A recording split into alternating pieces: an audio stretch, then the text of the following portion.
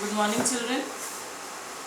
Since we are all at home, you are at home, I am at home, so we have decided that we will continue our studies at home. So, we will start our first online class today, which is on the topic solid, liquid and gases. That is the 7th chapter of your science book. So, children, before I start the chapter, I would just like to introduce you with few things that we see around us are known as solid, liquid or gases. So here you see that I have got certain things that we use in our daily lives, that is pencil box, a toy, that's a bat, we use book in our daily lives, we also use pencils. Apart from this, there are many other things that we use every day, and you can also see I have got a tray where I have got glasses and different things are in it. This one is oil, this one is milk, and this is the water that we drink and use for different purposes. That means you can very well tell me that this is a liquid that we use every day. So this liquid, the fluid, that is called liquids. And the third part is gases. You can see the water boiling here. I have put some water into the pan and it is being boiled. And you can see the gas coming up. Can you see the smoke, the gas coming up? So this is the gas. This is because the water is heated. Like this, there are other gaseous forms also that we will study in details. So I have introduced you with the chapter of solid, liquid, gases by showing you different examples. Once again, I would like to repeat: a solid, something which has a definite shape, size, and it cannot be changed. These are liquids.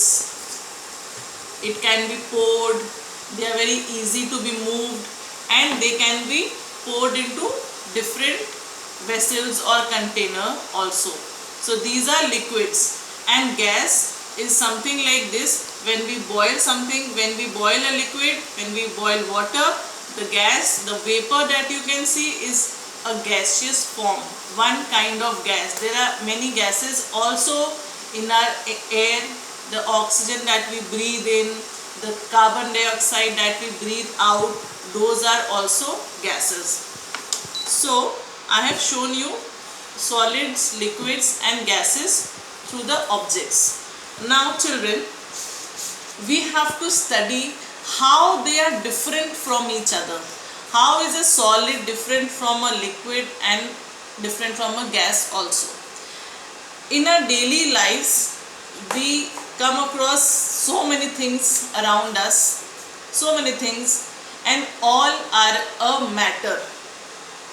All are matter. So, solids, liquids, gases, these are matter. Our earth, ourselves, we are surrounded by matter, and matter is solid, in a solid form, in a liquid form or in a gas form.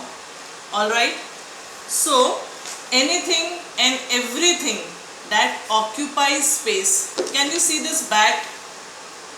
You can say that it has a weight and it also occupies space. It is occupying the space of the table. The pencil box is occupying the space on the table and it also has a weight. Similarly, a glass full of milk, a glass full of water or a glass full of oil also occupies space, because I have poured the oil inside and it has occupied half glass. So this has occupied the space and it is also having a weight. So this is also a matter. Similarly, in the case of gas, as I told you, there are different forms of gases. This is one form. This is another. This is another form. This is a balloon. This is an inflated balloon where air has been blown inside and it has inflated. So what have I blown inside? The air from my mouth have been put inside, have been blown in, and it has got inflated. So the balloon has occupied some space. Balloon also occupies space and it also has some weight. So this gas that I have blown inside the balloon also occupies space and it also has a mass. Therefore, it is a matter. The gas is a matter. Liquids is a matter. Solids is a matter. Now, once again, why are solid, liquids, gases called a matter? These are matter because they occupy space and they have weight. I hope I am very clear that what is a solid, what is a liquid, what is a gas. In the next module, we will study more into details.